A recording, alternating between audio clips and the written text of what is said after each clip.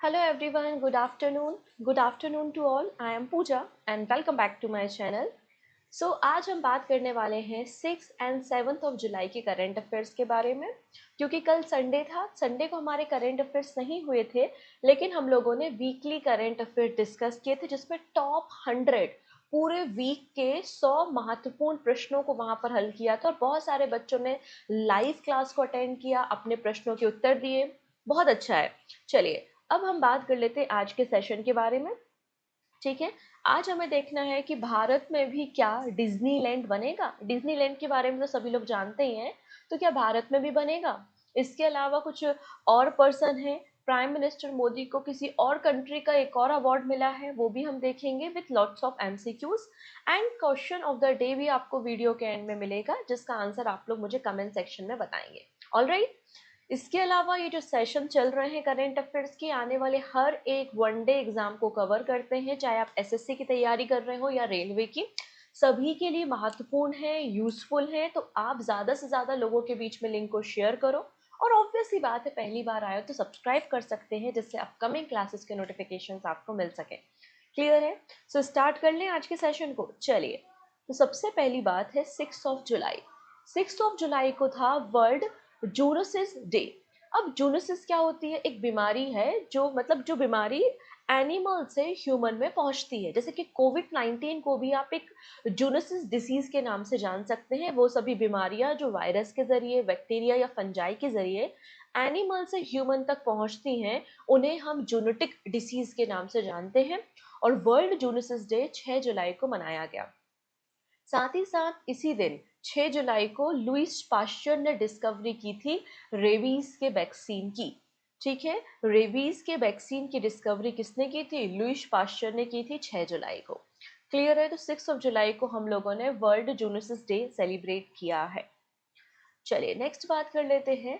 President Murmu flag off trophy to launch 134th Durand cup 2025।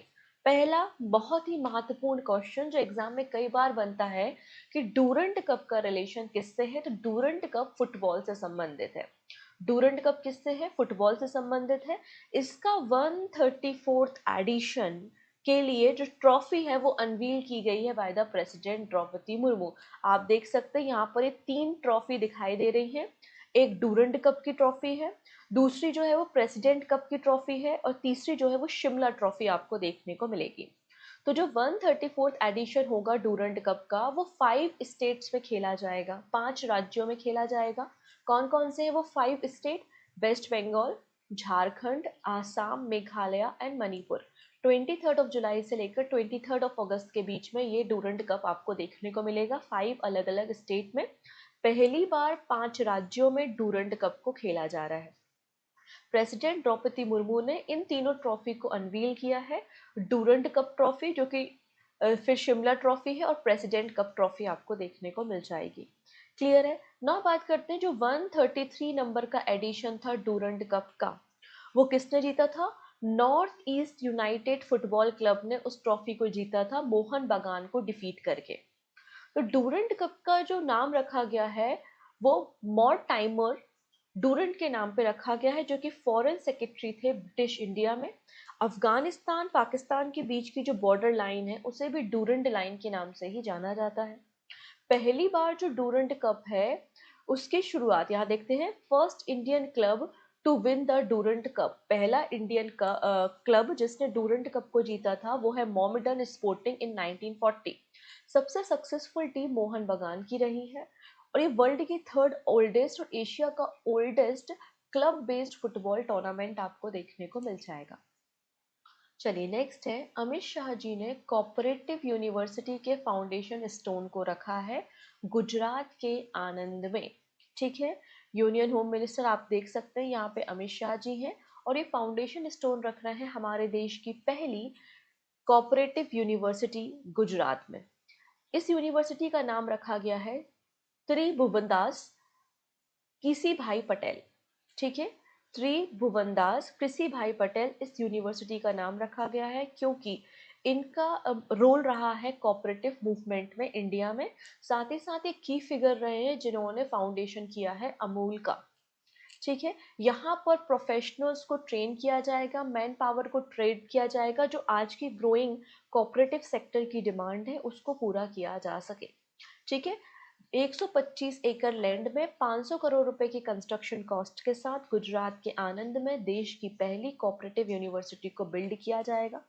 इतनी चीजें clear है? ठीक है, चलिए नेक्स्ट बात कर लेते हैं। World bank ranks India fourth most equal country globally with Gini index of 25.5। देखिएगा, हालांकि हम सभी को पता है कि अमीर बहुत अमीर होते जा रहे हैं, गरीब बहुत गरीब होते जा रहे हैं, तो हमारी जो सोसाइटी है उसमें इनइक्वलिटी जो देखने को मिलती है। तो सभी देशों में ऐसा है, ऐसा नहीं है कि भारत में ही अमीर अमीर है और गरीब बहुत गरीब है, ऐसा नहीं है। सभी देशों में गरीब और अमीर के बीच का डिफरेंस आपको देखने को मिलता है, उनकी इनकम में डिफरेंस आपको देखने को मिलता है। लेकिन स्टिल इंडिया फोर्थ नंबर पे है, इंडिया फोर्थ नंबर पे आपको देखने को मिलेगा। तो according to the world bank, India is the fourth most equal society in the world in the term of wealth. पैसों के मामले में चौथे नंबर की इक्वल सोसाइटी आपको इंडिया की देखने को मिलेगी, और इंडिया का जो गिनी इंडेक्स है वो 25.5 आपको देखने को मिलेगा। वर्ल्ड बैंक कहता है कि 2.3% आपको पॉवर्टी ड्रॉप, एक्सट्रीम पॉवर्टी से लोग बाहर आए हैं, अत्यधिक गरीबी से लोग बाहर आए हैं। लेकिन यहाँ पे बोला है 171 मिलियन इंडियंस जो हैं वो एक्सट्रीम पॉवर्टी से 2011 से 2023 के बीच में बाहर आए हैं। आप देख सकते हैं इक्वल सोसाइटी में यूएसए टॉप पर है, फिर चाइना है, फिर यूके, और इंडिया आपको फोर्थ नंबर पे देखने को मिलेगा। ना बात करते हैं lowest inequality in the world कहाँ पर है। तो आपको यहाँ पर देखने को मिल जाएगा, यहाँ पे आपको देखने को मिल जाएगा सबसे अनइक्वल कंट्री जहाँ पे अमीर और गरीब के बीच का फासला बहुत ज़्यादा है, वो साउथ अफ्रीका है। साउथ अफ्रीका का स्कोर 63 आपको देखने को मिल जाएगा। क्लियर है? वर्ल्ड बैंक की इस रिपोर्ट का नाम है the spring 2025 poverty and equity brief. ठीक है, ना बात करते हैं अबाउट द गिनी इंडेक्स। तो एक इटालियन पर्सन थे जिनका नाम है कॉर्डो गिनी, उन्होंने 1912 में इस इंडेक्स को दिया था, इसलिए इसे गिनी इंडेक्स कहा जाता है। गिनी इंडेक्स मेजर करता है कि किस तरीके से डिस्ट्रीब्यूशन है इनकम का एंड वेल्थ का इन द सोसाइटी, और किस तरीके से इनकम में इनइक्वालिटी है, उसे मेजर करने के लिए गिनी इंडेक्स का इस्तेमाल किया जाता है। गिनी इंडेक्स 0 से लेकर 1 तक होता है। 0 से लेकर 1 तक आपको इंडेक्स 0 को मिलेगा। 0 का मतलब होता है परफेक्टली इक्वल सोसाइटी, और 1 का मतलब होता है परफेक्टली इनइक्वल सोसाइटी, जहां पर वेल्थ का डिस्ट्रीब्यूशन बहुत ही ज्यादा अनइक्वल आपको देखने को मिलेगा। बात समझ में आ रही है? ठीक है, अब वर्ल्ड बैंक का ये जो गिनी इंडेक्स है ये 5 कैटेगरी में क्लासिफाई किया जाता है। लो इक्वलिटी, फिर मॉडरेट लो इक्वलिटी, हाई इनइक्वलिटी आपको देखने को मिल जाएगी, और वेरी हाई इनइक्वलिटी आपको देखने को मिल जाएगी। तो लो इक्वलिटी में आपको गिनी स्कोर जहाँ पे अप टू 24.5 है, तो आपको मिलेंगे स्लोवेक रिपब्लिक, स्लोवेनिया और बेलारूस। मॉडरेट लो इनइक्वलिटी में आपको देखने को मिलेगा जहाँ पर स्कोर 25.5 से 29.9 है, तो इसमें आपको मिल जाएगा फोर्थ पोजीशन पे इंडिया है, फिर यूक्रेन, यूएई, फिनलैंड है। यहाँ पे थोड़ा सा करेक्शन कर लेते हैं, ये यूएसए का स्कोर 41.8 है, मतलब यहाँ पे इनइक्वलिटी भारत से बहुत बहुत ज़्यादा है। चाइना का स्कोर 35.7 है, मतलब यहाँ पर भी इनइक्वलिटी भारत से बहुत ज़्यादा है, और भारत का स्कोर 25.5 है। भारत फोर्थ नंबर पे आपको देखने को मिल जाएगा। क्लियर हो रहा है इतनी चीज़ें?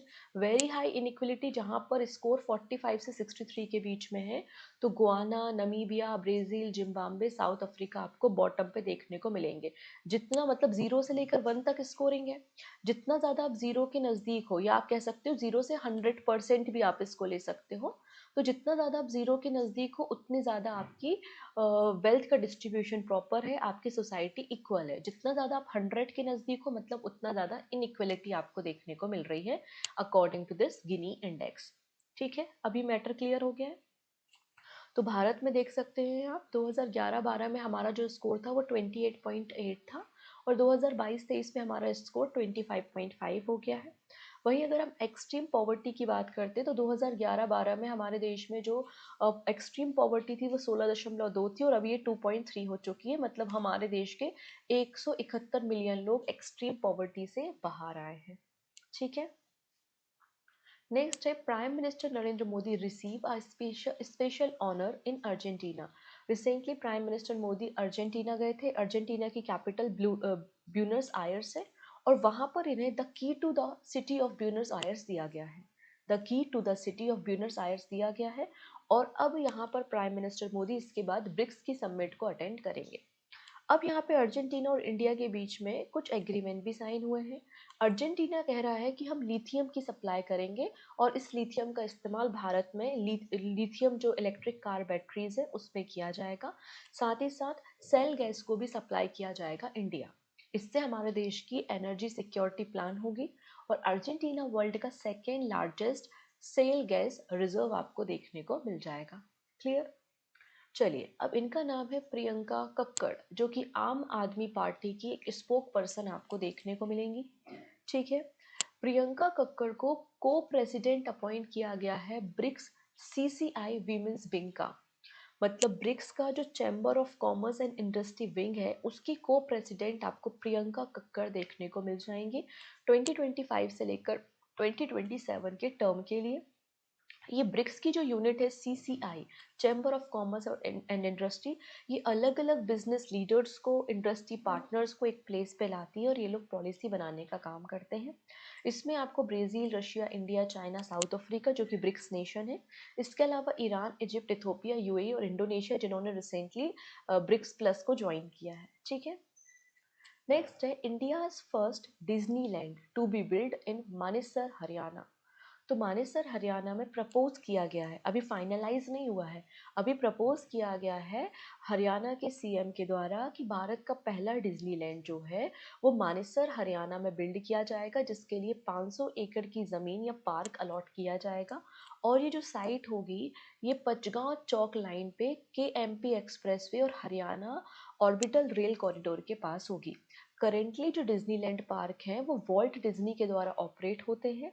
कहाँ पर है? कैलिफोर्निया में, फ्लोरिडा में, पेरिस, टोक्यो और हांगकांग में आपको डिज्नी पार्क्स देखने को मिलेंगे। और प्रपोज किया गया है कि भारत का भी पहला डिज्नी पार्क तैयार किया जाएगा मानसर हरियाणा में। ठीक है, इतनी चीज़ें यहाँ तक का मामला क्लियर हुआ है। चलिए फर्दर डिस्कशन करते हैं, लेकिन उसके पहले मैं बताना चाहती हूँ आज की क्लास की पीडीएफ के बारे में। डेली करंट अफेयर्स होते हैं, कोई दिक्कत नहीं है। डेली करंट अफेयर्स की पीडीएफ आपको अवेलेबल हो जाएगी टेलीग्राम पे और टेलीग्राम की लिंक आपको डिस्क्रिप्शन में अवेलेबल है, आप उसे ज्वाइन करके पीडीएफ को डाउनलोड कर सकते हैं, फ्री ऑफ कॉस्ट होती है। इसके अलावा एक एप्लीकेशन भी है प्ले स्टोर में जिसका नाम है पूजा जैन क्लासेस। आप इस एप्लीकेशन से जून मंथ की मंथली करंट अफेयर्स मैगजीन को डाउनलोड कर सकते हैं। प्रिंटेबल फॉर्मेट में अवेलेबल है, जो कि आपके करंट अफेयर्स की प्रिपरेशन को और भी स्ट्रॉन्ग बनाएगी। ठीक है। चलिए नेक्स्ट बात करते हैं। Mashreq become the first UAE bank to enter GIFT City. तो मैशरेक बैंक यूएई का एक बैंक है और इसे अप्रूवल मिला है international financial service centre authority का कि ये गिफ्ट सिटी गुजरात, जो कि गुजरात में लोकेटेड है, वहाँ पे अपने यूनिट को इस्टेब्लिश कर सकती है। ये पहला यूएई बेस्ड बैंक है जो कि इंटरनेशनल फाइनेंशियल सेक्टर या फिर कह सकते हो आपकी गिफ्ट सिटी गुजरात में एंटर कर रहा है। ये फुल ऑपरेशन में आ जाएगा 2025 के एंड तक। ठीक है। तो यूएई का वो पहला कौन सा बैंक है जो एंटर कर रहा है गिफ्ट सिटी में? इसका नाम है मैशरेक बैंक। चलिए अब यहाँ पे एक नई फ्लावर प्लांट डिस्कवर किया गया है अरुणाचल प्रदेश में। और अरुणाचल प्रदेश की जो लार्जेस्ट ट्राइबल ग्रुप है जिसका नाम क्या है? नाइसी। नाइसी ट्राइबल के नाम पर इसका नाम रखा गया है। न्यू फ्लावरिंग इस प्लांट स्पीसीज डिस्कवर इन अरुणाचल प्रदेश ईस्ट कामेंग डिस्ट्रिक्ट। ठीक है। इसका नाम है बेगोनिया नाइसियोरम। इस प्लांट का नाम रखा गया है। East Kameng district of Arunachal Pradesh में आपको ये देखने को मिल जाएगा। इसके पहले कहीं और इस फ्लावर को कभी डिस्कवर नहीं किया गया है। अगर हम नाइसी ट्राइब के बारे में बात करते हैं तो ये सबसे बड़ा ट्राइबल ग्रुप है अरुणाचल प्रदेश का। ठीक है। ये लोग निसी भाषा का इस्तेमाल करते हैं। नाई का मतलब है मैन और सी का मतलब है ह्यूमन बीइंग। तो बेसिकली ह्यूमन बीइंग जो सिविलाइज्ड पर्सन है वहाँ से ये शब्द आया है, ठीक है। और इनकी जो भाषा है वो सिनो तिब्बतन फैमिली से आपको देखने को मिल जाएगी। नेक्स्ट है SRN Mehta school wins top prize in NASA contest. अब नासा ने क्या किया था, नासा ने एक कॉन्टेस्ट रन किया था जिसमें स्कूल के बच्चों को इनवाइट किया था कि आप सस्टेनेबल कॉलोनीज किस तरीके से स्पेस में हम तैयार कर सकते हैं, उसका एक मॉडल आप तैयार कीजिए। तो काफ़ी सारे स्कूल के बच्चों ने पार्टिसिपेट किया था, लेकिन यहाँ पर विनर कौन है, SRN मेहता CBSE स्कूल आपको देखने को मिल जाएगा, जो कि कालबर्गी में है। फर्स्ट प्राइज विनर आपको देखने को मिलेंगे NASA NSS space settlement design contest का for the 8th grade category. इसमें 11 स्टूडेंट की एक टीम थी जिनको क्रिएटिव आइडियाज बनाने थे, focus on building a sustainable space colonies. Clear है, तो इसलिए इन बच्चों को ये अवार्ड यहाँ पर दिया गया है। तो अब बात करेंगे Jio become world largest fixed wireless access provider. जैसे कि हमारे घरों में भी जब हम इंटरनेट की बात करते हैं तो आप लोगों ने सुना होगा जियो फाइबर के कनेक्शन हम कराते हैं। ये जो जियो फाइबर का कॉन्सेप्ट है ये सितंबर 2023 में जियो ने स्टार्ट किया था और बहुत ही अफोर्डेबल प्राइजेस पे लोगों को जियो के इंटरनेट कनेक्शन या 5G कनेक्शन को प्रोवाइड किया। यहाँ पे बताया जाता है तो कि जियो के जो हमारे पूरे इंडिया में सब्सक्राइबर्स हैं वो 20 मिलियन लोगों ने जियो फाइबर के कनेक्शंस को लेके रखा है। और वर्ल्ड में सबसे ज़्यादा जो wireless access provider wifi provider कर रहा है वो कौन है, जियो है। तो India's telecom leader Reliance Jio is set to become the top provider of fixed wireless access service globally. और इसने यूएसए के टी मोबाइल को भी सक्सीड कर दिया है। जियो के ऑफिशियली 20 मिलियन से ज़्यादा सब्सक्राइबर्स आपको देखने को मिलेंगे। ना बात करते हैं सिमुलेटर के बारे में। जैसे कि आप लोग गेम खेलते हैं या कुछ भी हमें टेस्टिंग करनी है तो पहले हम सिमुलेटर में काम करते हैं। जैसे कि हमें इंडियन आर्म फोर्सेस के पर्सनल्स को ड्रोन में ट्रेनिंग देनी है, किस तरीके से आपको ड्रोन ऑपरेट करना है। तो ऐसा तो है नहीं कि ड्रोन दे दिया जाएगा, लो बेटा उड़ाओ गिरा दो, ऐसा नहीं होता ना। पहले सिमुलेटर में इसकी पूरी ट्रेनिंग दी जाती है, राइट। तो यहाँ पे ऑफिशियली डेजिग्नेट किया गया है आईजी ड्रोन्स को, पेटेंट दिया गया है कि वो ड्रोन सिमुलेटर प्रोवाइड करेंगे डिफेंस सेक्टर को। तो in a huge achievement IG drone has been granted the patent for the country's first indigenous defence drone simulator. ठीक है, प्राइम मिनिस्टर नरेंद्र मोदी ने इस सिमुलेटर को अनवील किया था जब डिफेंस एक्सपो हुआ था 2022 में। तो ये डिज़ाइन करेंगे, डेवलप करेंगे, मैन्युफैक्चर करेंगे नई जनरेशन के सिमुलेटर को और ट्रेनिंग प्रोवाइड करेंगे इंडियन आर्मी, इंडियन एयरफोर्स के और पैरामिलिट्री फोर्सेस के पर्सनल को। With this patent IG drone become the first Indian company to secure intellectual property right for the drone simulator platform. और यहाँ पे आईजी ड्रोन के CEO and founder कौन है, बोधिसत्वा संघ प्रिया। ठीक है, चलिए अब अगली कंट्री के बारे में बात करेंगे जिसका नाम है सूरीनाम। सूरीनाम अफ्रीका कॉन्टिनेंट की एक कंट्री है जो कि अटलांटिक ओशन के साथ बॉर्डर शेयर करती हुई दिखाई देगी और रिसेंटली डब्ल्यूएचओ ने इसे मलेरिया फ्री सर्टिफिकेट दिया है। तो Suriname has become the first Amazon region country to receive malaria free certification from the WHO. जबकि इंडिया का टारगेट है कि 2030 तक हम जो मलेरिया है उसको कम्प्लीटली एलिमिनेट कर देंगे।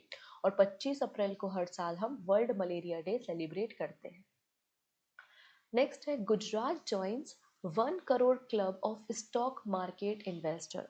बड़े बड़े शहरों में जो लोग होते हैं वो जनरली स्टॉक में इन्वेस्ट करते हैं। सबसे ज़्यादा जो स्टॉक मार्केट में इन्वेस्टर्स देखने को मिलेंगे वो महाराष्ट्र में देखने को मिलेंगे। महाराष्ट्र के बाद उत्तर प्रदेश है और अब गुजरात भी इस क्लब में शामिल हो गया है। तो गुजरात जो है वो तीसरे नंबर का राज्य बन चुका है कंट्री का, जिसमें 1 करोड़ से ज़्यादा रजिस्टर स्टॉक मार्केट इन्वेस्टर्स आपको देखने को मिलेंगे। और इस डेटा को रिलीज करने का काम नेशनल स्टॉक एक्सचेंज ने किया है। इन तीनों राज्यों में मतलब महाराष्ट्र, उत्तर प्रदेश और गुजरात, इन तीनों राज्यों में 36% रजिस्टर यूजर्स हैं जो कि स्टॉक मार्केट में इन्वेस्ट करते हैं। अगर हम जोन वाइज बात करें तो सबसे ज़्यादा जो इन्वेस्टर की ग्रोथ आपको देखने को मिल रही है, तो सबसे ज़्यादा जो हाईएस्ट ग्रोथ है वो नॉर्थ एंड ईस्ट इंडिया में आपको देखने को मिल रही है 24%। ठीक है, चलिए नेक्स्ट है India's first under water museum to be build around INS Guldar in Maharashtra. Finally construction का काम स्टार्ट हो चुका है। ये भारत का पहला अंडर वाटर म्यूजियम है। देखो आईएनएस गुलदार जो है वो ऑलरेडी डीकमीशन हो चुका है। ऑलरेडी मतलब डीकमीशन शिप है। तो इस डीकमीशन शिप को किस तरीके से हम यूटिलाइज कर सकते हैं, तो पहले इसको सिंक किया जाएगा समुद्र की गहराइयों में। फिर यहाँ पे क्या किया जाएगा, अंडर वाटर म्यूजियम तैयार किया जाएगा और ये भारत का पहला अंडर वाटर म्यूजियम होगा जिसे आईएनएस गुलदार पे तैयार किया जा रहा है और इसका कंस्ट्रक्शन शुरू किया गया है सिंधुगढ़ में। The project to build India first under water museum and coral reef around the decommission Indian navy landing ship tank INS Guldar. और ये इन्फॉर्मेशन हमें चीफ मिनिस्टर ऑफ महाराष्ट्र ने दी है, वर्चुअली इस सेरेमनी में पार्टिसिपेट किया था। ये प्रोजेक्ट दिसंबर 2025 तक कंप्लीट हो जाएगा जिससे मैरीटाइम इकोसिस्टम और टूरिज्म को बढ़ावा मिलेगा। For the first time country के नेवल शिप को कन्वर्ट किया जा रहा है इकोलॉजिकल टूरिज्म असेट में। ठीक है, आईएनएस गुलदार को कहाँ पर स्टेशन किया गया है, सिंधुगढ़ कोस्ट ऑफ महाराष्ट्र में। Maharashtra tourist development corporation, Maharashtra government इस प्रोजेक्ट को इम्प्लीमेंट कर रही है और मिनिस्ट्री ऑफ टूरिज्म इसको सपोर्ट कर रही है। इसके लिए 46.91 करोड़ रुपीस का बजट अलॉट किया गया है। आईएनएस गुलदार जो है वो आप देख सकते हैं डाइनिया शिपयार्ड पोलैंड के द्वारा कमीशन किया गया था इंडियन नेवी में 1985 में। और ये मगर क्लास शिप आपको देखने को मिलेगी। इसकी मदद से हम ट्रूप को लैंडिंग करा सकते हैं, टैंक की लैंडिंग करा सकते हैं और इसको 2024 में डीकमीशन किया गया था। नेक्स्ट है Pondicherry, 29th legislative in country to adopt the NeVA platform. तो पौंडीचेरी 29वें नंबर की लेजिस्लेचर बन रही है जो कि नेवा प्लेटफॉर्म को ज्वाइन कर रही है। 28 नंबर की लेजिस्लेचर रही है दिल्ली जिसने नेवा प्लेटफॉर्म को ज्वाइन किया है। नेवा का मतलब क्या है, नेशनल ई विधान एप्लीकेशन। हम चाहते हैं कि हमारा जो विधानसभा में जितना भी काम होता है वो पेपरलेस हो, डिजिटल फॉर्मेट में हो। इसके लिए नेवा प्लेटफॉर्म को तैयार किया गया था। The Union Territory of Pondicherry has become the 29th legislature in the country to join the National E-Vidhan application। और दिल्ली 28 नंबर का लेजिस्लेचर आपको देखने को मिलेगी। नेवा जो प्लेटफॉर्म है 100% सेंट्रली फंडेड प्लेटफॉर्म है union ministry of parliamentary affairs के द्वारा।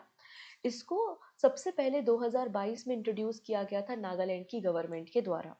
इसका पर्पस क्या है, हमारी जो लेजिस्लेचर की प्रोसेस है उसको कम्प्लीटली डिजिटल करना और प्रेजेंट जो पेपर सिस्टम है उसको रिप्लेस करना।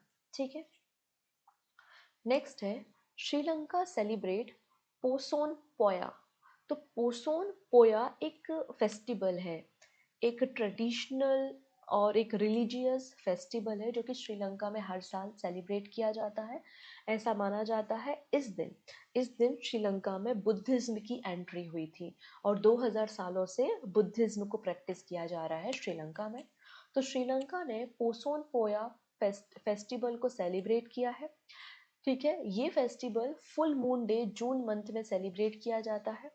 ऐसा बताया जाता है कि जो यहाँ पे अर्हत महिंद्रा थे या अर्हत महिंद्रा थे जो कि सन रहे हैं अशोक के, उन्होंने पहली बार पहला सेरेमन दिया था श्रीलंका में आके अपने उपदेश को दिया था।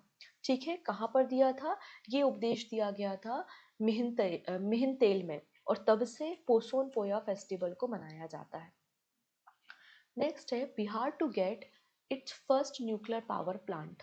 अब रिसेंटली यहाँ पर न्यूक्लियर एनर्जी मिशन के अंदर बिहार राज्य 6वें नंबर का राज्य बन रहा है जहाँ पर न्यूक्लियर पावर प्लांट को इस्टेब्लिश किया जा रहा है एटॉमिक एनर्जी को जनरेट करने के लिए। तो Bihar will among the first 6 state in India to receive the first atomic power plant under the new nuclear energy mission. Recently 5वें नंबर की ईस्टर्न रीजन पावर मिनिस्टर्स की मीटिंग हुई थी पटना में और वहाँ पर ये फैसला लिया गया है कि बिहार राज्य में न्यूक्लियर पावर प्लांट को सेटअप किया जाएगा based on small modular reactor technology. क्योंकि हमारा टारगेट है हमें 100 gigawatt nuclear power energy generate करनी है 2047 तक। ठीक है, इस मिशन के अंदर हम रिसर्च डेवलपमेंट करेंगे, इंडिजीनियस टेक्नोलॉजी का इस्तेमाल करेंगे, जो स्मॉल मॉड्यूलर रिएक्टर है उनका इस्तेमाल किया जाएगा जिसके लिए 20,000 करोड़ रुपए का फंड भी आपको देखने को मिलेगा।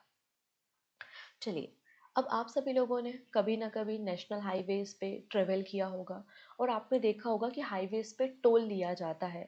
मतलब जो हाईवे कंस्ट्रक्ट किया है उसमें जितना भी कंस्ट्रक्शन कॉस्ट आती है, उसकी मेंटेनेंस की कॉस्ट जो आती है, वो टोल प्लाजा पे आपसे कलेक्ट किया जाता है।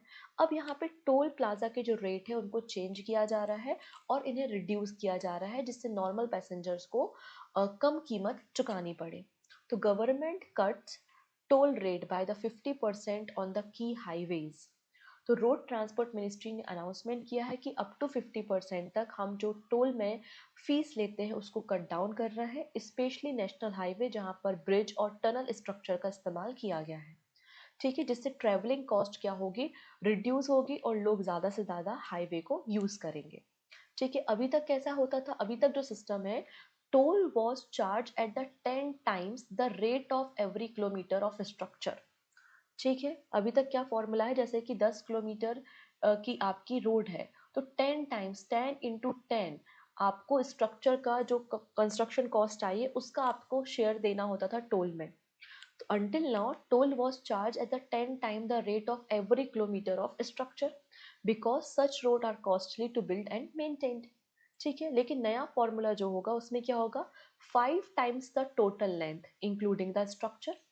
this means people will pay less money while still allow the government to recover construction cost।